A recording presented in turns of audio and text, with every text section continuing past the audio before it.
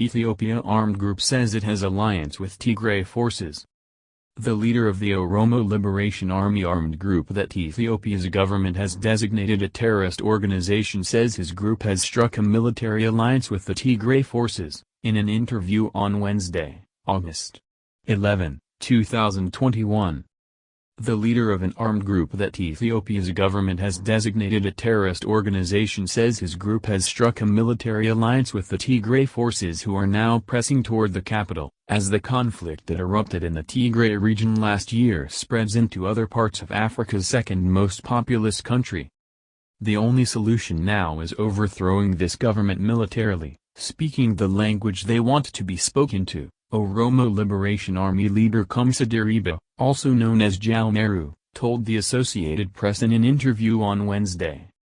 He said the agreement was reached a few weeks ago after the Tigray forces proposed it. We have agreed on a level of understanding to cooperate against the same enemy, especially in military cooperation, he said. It is underway. They share battlefield information and fight in parallel, he said. And while they're not fighting side by side, there is a possibility it might happen. Talks are underway on a political alliance as well, he said, and asserted that other groups in Ethiopia are involved in similar discussions. There's going to be a grand coalition against Prime Minister Abiy Ahmed's regime. The alliance brings together the Tigray People's Liberation Front and the OLA, which last year broke away from the opposition party Oromo Liberation Front and seeks self-determination for the Oromo people. The Oromo are Ethiopia's largest ethnic group. Ethiopia's government earlier this year declared both the TPLF and OLA terrorist organizations.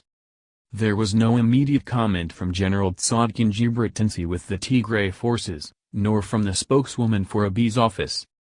The OLA leader spoke a day after the Prime Minister called on all capable Ethiopians to join the military and stop the Tigray forces once and for all after they retook much of the Tigray region in recent weeks and crossed into the neighboring Amhara and Afar regions. Tigray forces spokesman Getachew Reda has told the AP they are fighting to secure their long-blockaded region, but if Abiy's government topples, that's icing on the cake.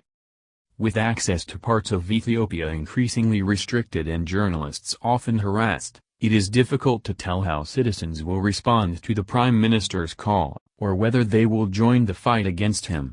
The government has supported large military recruiting rallies in recent weeks. The OLA leader acknowledged that agreeing to the TPLF's proposal for an alliance took some thought. There were so many atrocities committed against the Oromo people during the TPLF's time in power, he said, and the problems it created have never been resolved. But the OLA decided it was possible to work with the TPLF, he said, though some doubts remain. I hope the TPLF has learned a lesson, he said. I don't think the TPLF will commit the same mistakes unless they're out of their mind. If they do, there will be chaos in Ethiopia and it could collapse as a state, he said. It was not clear how many fighters the OLA would bring to the alliance. This, madam, is a military secret, the OLA leader said. He said he hoped the TPLF's talks with other groups would become public in the near future.